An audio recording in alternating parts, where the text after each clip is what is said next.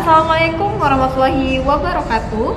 Perkenalkan, nama saya Natasha Helmiana, NIM 2503010043. Saya berasal dari kelas R2. Tujuan saya membuat video ini untuk memenuhi tugas pertemuan ke-10 mata kuliah pembelajaran berbasis teks. Seri ini berfokus kepada observasi atau yang disingkat dengan LHO. Untuk didik. Nah, ini saya merancang pembelajaran yang memanfaatkan platform Edpuzzle. Alasan utama saya adalah aksesibilitas, dan ini sangat gratis dan mudah dibuka di laptop maupun dan sangat ramah kuota bagi siswa kita di daerah pesisir karena kualitas videonya bisa disesuaikan. Nah, targetnya juga peserta didik ini mampu menganalisis struktur teks secara objektif melalui video interaktif bertema kemaritiman. Baik, saya membuat pembelajaran struktur laporan hasil observasi itu di platform Edpuzzle itu. Saya menggunakan video dari YouTube yang berjudul Pelestarian Ekosistem Terumbu Karang. Nah, saya sudah membuatkan bentuk pertanyaannya. Lalu kita masuk ke platformnya di Edpuzzle. Lalu kita klik menu di sini dan kita pilih masuk kodenya. Karena saya sudah membuatkan pertanyaannya, maka di situ akan muncul kode kelasnya. Lalu kita akan masukkan kodenya.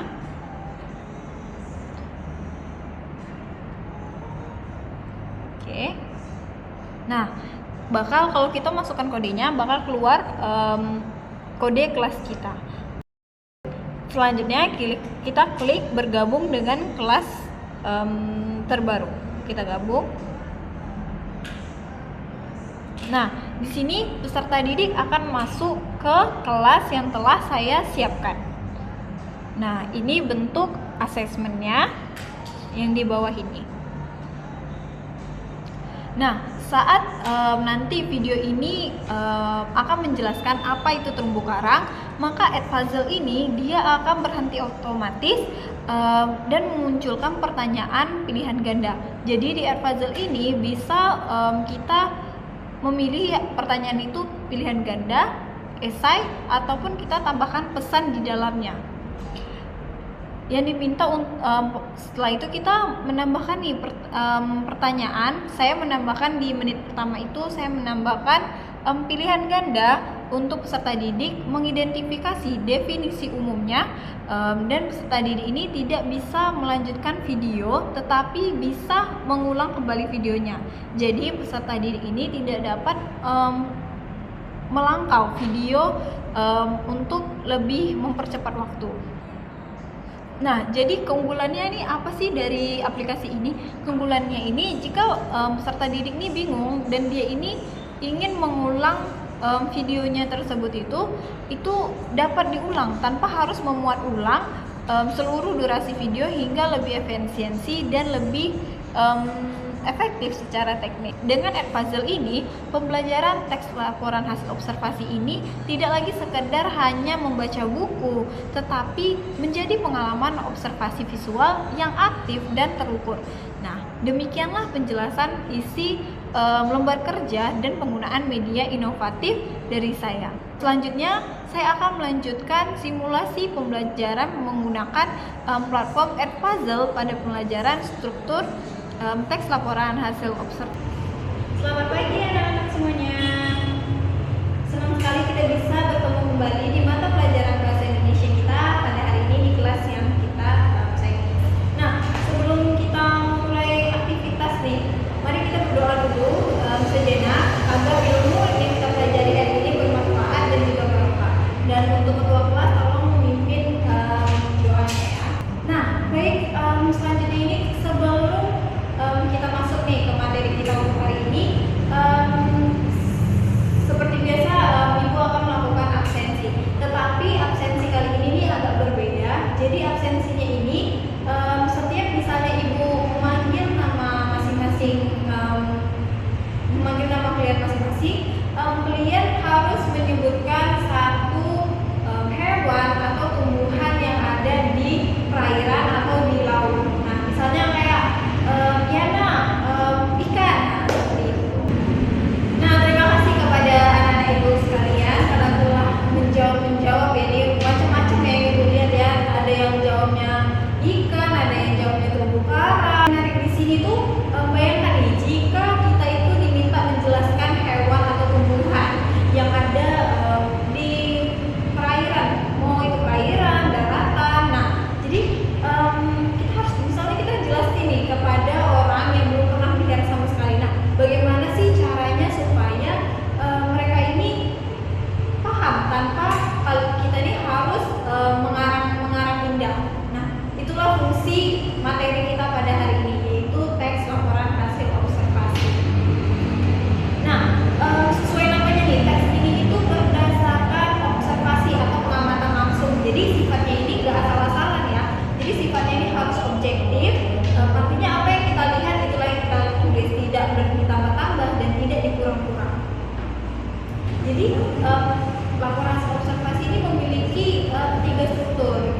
Yang pertama itu pernyataan umum. Nah, pernyataan umum ini seperti KTP-nya nih di kehidupan kita tuh.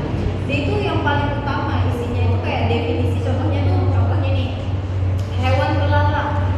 Sembah adalah serangga yang termasuk dalam ordo Mantodea. Nah, itu termasuk pernyataan umumnya nih. Nah, kalau deskripsi bagiannya itu apa sih? Deskripsi bagiannya ini bagian yang paling seru, kita melihat objektifnya, sayapnya bagaimana, cara dia tuh berbulunya bagaimana, dan kakinya tuh ada berapa. Nah, itu deskripsi bagi bagian. Nah, yang terakhir itu ada deskripsi manfaatnya. Nah, kita jelaskan apa gunanya objek ini di alam. Misalnya belalang sembah ini membantu petani untuk membasmi hama. Nah, itu manfaat dari deskripsi manfaat tersebut. Nah, jadi selanjutnya ini kita akan belajar tentang laporan hasil observasi yang telah ibu jelaskan tadi. Nah, tapi pembelajaran hari ini tuh sedikit berbeda karena di sini karena hari ini kita akan menggunakan pengenalan platform Edpuzzle. Jadi kalau misalnya anak-anak tahu, Edpuzzle itu aplikasi, tapi dia nggak pakai aplikasi juga, cuma dia kayak platform yang bisa anak-anak ibu cari di Google. Nah, itu tuh namanya Edpuzzle. Dia ini mengenal platform Edpuzzle atau instruksi kerja. Nah, platform ini itu memungkinkan kita untuk menonton video materi yang sudah ibu siapkan nih, yang sudah ibu buat nih. Tapi ada tantangannya. Jadi biar anak-anak ibu tahu, jadi setiap videonya itu nanti di pertengahan atau di akhir setiap video itu bakal ibu bagikan. Jadi anak-anak itu bisa tahu di dalamnya itu kalian itu udah mengerti belum apa itu pernyataan umum, apa itu deskripsi bagian. Jadi anak-anak semua boleh membuka aplikasi Edpuzzle atau di platform Google, ketik aja Edpuzzle. Ya, ini ibu akan kirim atau ibu kirimkan aja ke link WhatsApp yang WhatsApp kita ya. Dia bentuknya seperti ini, video.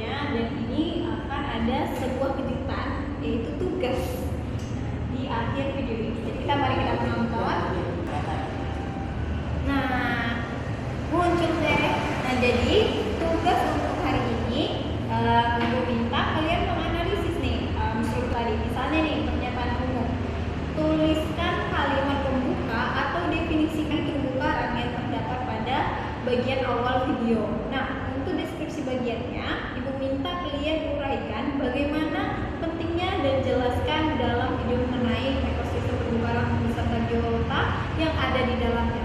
Dan di deskripsi manfaatnya ini, jelaskan manfaat ekosistem terumbu karang bagi kehidupan manusia dan lingkungan pesisir berdasarkan tayangan tersebut. Dan di sini sudah tertulis, kalian jawabnya di buku latihan lalu dikumpulkan hari ini. Oke?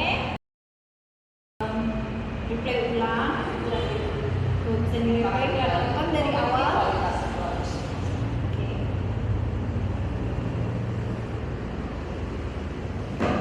Oke kan? Dari masalah. Bikin apa? Kesimpulan. Nanti ini. Gak apa-apa, kamu lanjut aja. Nah, baik anak-anak, terima kasih ya udah mau ngumpulin tugasnya tepat waktu pada hari ini. Oke, sebelum berakhirnya pembelajaran kita hari ini, ya mari kita simpulkan pembelajaran apa aja yang udah kita pelajari tadi tentang struktur teks laporan hasil observasi.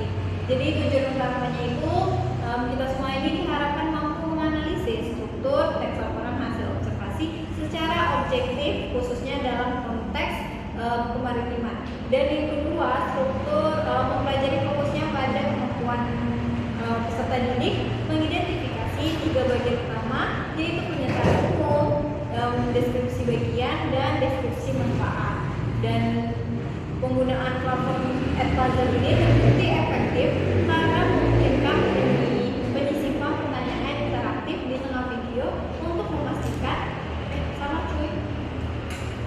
Ini untuk aku jawab sendiri, aku tutup aja lah ya. Baik anak-anak, terima kasih pembelajaran hari ini alhamdulillah berjalan lancar. Dengan adanya platform Edpuzzle ini mungkin pembelajaran ini lebih menarik ya hari ini. Baik, ibu tutup. Semoga materi yang telah ibu jelaskan tadi bisa diterima dan bisa diserap dan diingat terus ya. Oke, ibu tutup pembelajarannya.